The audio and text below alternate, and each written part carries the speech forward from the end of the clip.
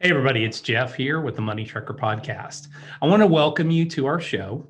This is the very first episode, and we want to share a little bit about, I'd like to share a little bit about why I created the podcast, some of the upcoming guests that we're going to have, really the format for the show. So, why did we create the Money Trucker? Well, I've had two podcasts in the past. One was called the Entrepreneur Essentials, the original show, and then Entrepreneur Essentials 2.0, which we ended up stopping at the end of 2020 because we were finding that it wasn't really covering the subjects that we really wanted to. We were taking a little bit more of a tack away from just entrepreneurs and really focusing on uh, skills, knowledge that business owners need, especially from a financial and an economics perspective, to be able to be successful running their business.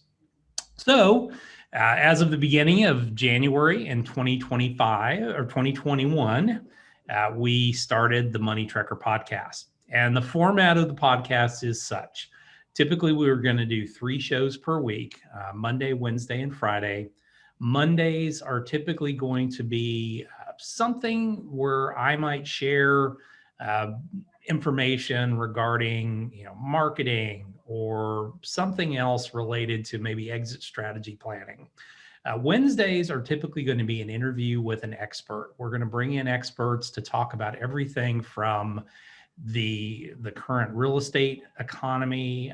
Certainly, we're based here in Austin, Texas, and a studio here out of T-Works Coworking in Cedar Park.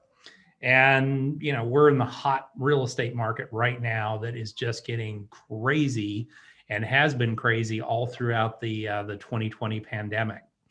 In addition to that, we're also going to bring on experts in the fields of accounting, legal, cybersecurity, all of those areas to really kind of help keep you up to date, give you the knowledge that you need. We're going to keep the shows around 25 to 30 minutes only. So it allows you to be real quick. Maybe when you're in the car, you're listening to it, or when you have the opportunity, you can watch it. We will publish these shows on multiple channels. You can always find the Money Tracker on the BKA Wealth uh, website, as well as on YouTube at Money Tracker Podcast, and you'll be able to find us there. We will also be publishing on all the major podcast channels like iTunes and Google Podcasts and Rumble as well, which will be another video channel that we're starting to work with. So you can find us in multiple places. You'll find links to these on our website. So let me tell you a little bit about myself and why I'm doing this. So my background is in finance. I am the founder or co-founder of BK Wealth Consulting, as well as a co-working space called T-Works Coworking.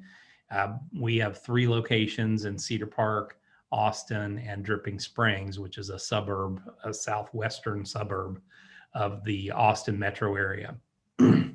Also have another business that focuses on publishing, marketing, training people in marketing. So it's a multitude of different things that we focus on. Why have I started all these businesses? Well, one, I kind of am a junkie when it comes to businesses. I love it. I love working with business owners. Most of my businesses are really focused around working with other business owners, helping them to be successful, whether it's marketing, whether it's finance, whether it is giving them a place to network and build up relationships and long-term partnerships. All of that says that, once again, my daily world is working with entrepreneurs. It's what I love doing. I didn't start off as an entrepreneur. In fact, it's funny because most of my family has been entrepreneurial with varied amounts of success over the years. My dad and my family really weren't. They were employees over those, their working careers. And that was the world I grew up in. And it's what I thought I would be. I went, after college, I was in the military before that, went to college, got out, went to work for companies, several different companies in several different industries. And I thought, I would just retire that way. And that's the way it works. And a few years back, got the entrepreneurial bug a little bit. I had written my first book. I've since written 6. And when I did that, I was trying to look for a way to market it. And one of the ways that I thought that I would market it would be with a podcast. Never having listened to a podcast ever, I just kind of blundered into a book and then a podcast that was based out of that book called Entrepreneur on Fire by a gentleman named John Lee Dumas. And I started listening to his podcast, and it was really just interviewing entrepreneurs over and over and over again and learning how they built their businesses, what their special skills were. And what we found, or what I found, was I wasn't any less smart than the people that were on there.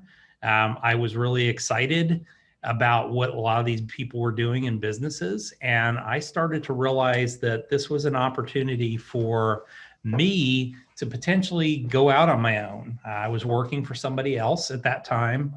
I started looking for things or problems that I could solve.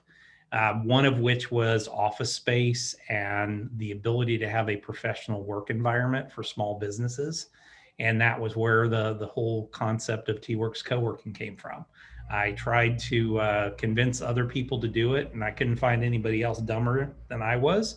And I went ahead and started the business. Well, as a result of that, the people that I was working for were not going to allow me to, build this other business while still working for them. So I really had to rip the Band-Aid off and leave a good paying job to start my own business, or 2 businesses at the same time. Never would recommend this to anybody, but it was what I had to do when I had to do it. And it was the nature of being in the financial business. I just had to make that jump. I will tell you, it was very difficult.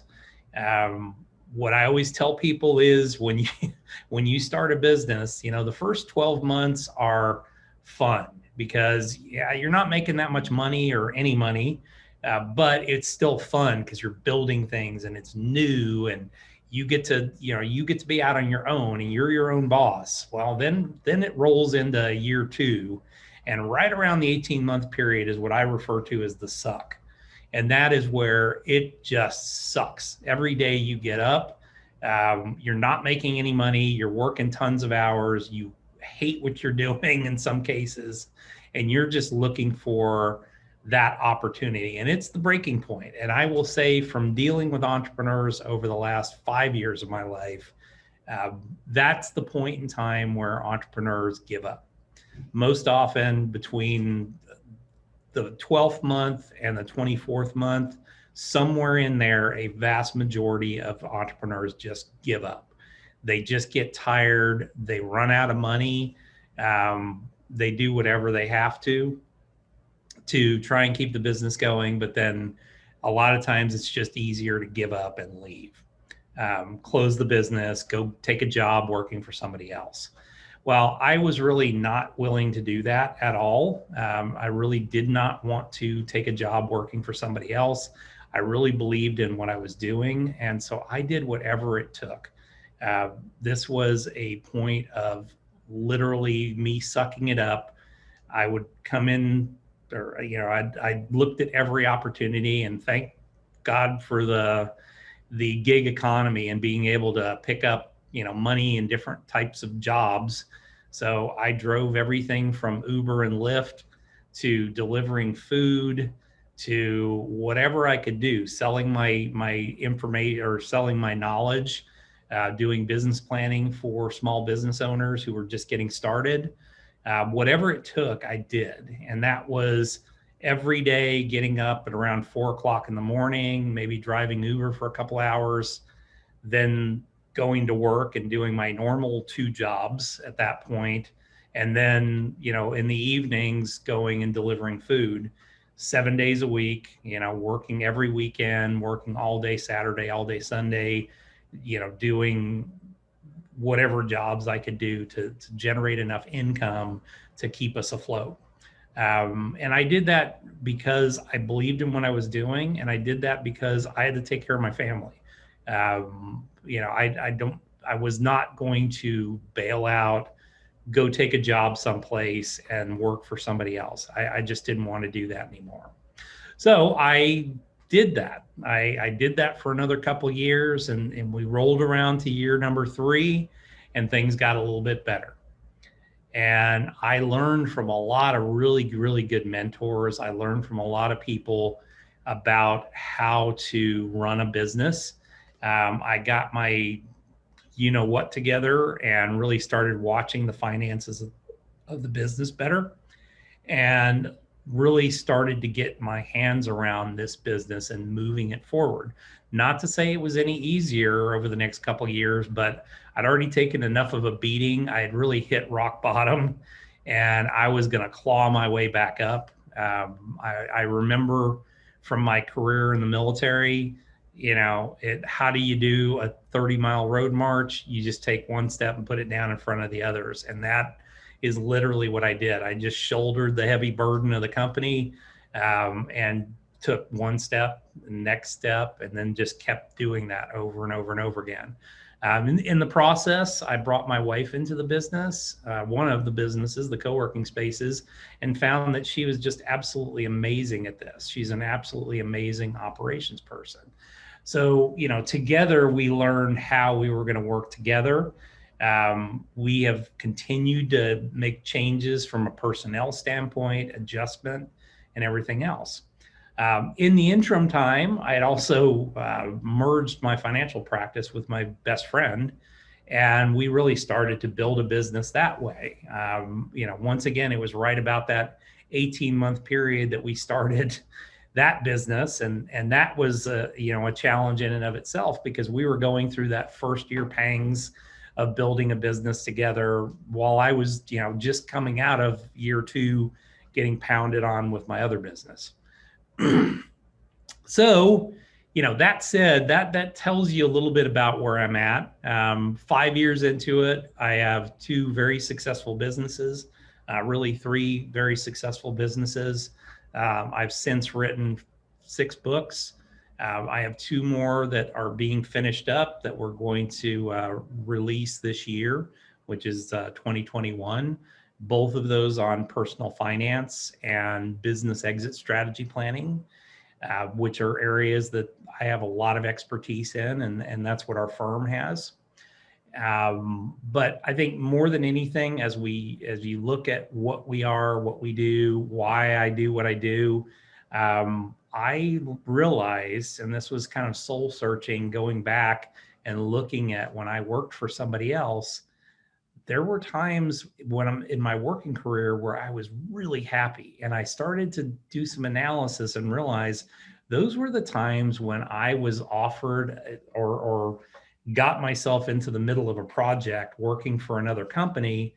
And that project was, hey, let's get something started up. Jeff, you go in, let's parachute you in, and let's, basically, here's some money, go figure out how to make this happen, how to work, and build a product or a service or whatever within the company. And then I would get to a point where that project would be up and running, and somebody else would step in to actually, run the project after that. And I would go on to another project, or I would fall back into my traditional role, and I would be bored and kind of not happy because I was having people that they're putting their finger on me, and, were kind of micromanaging me, and I didn't really do well in that environment.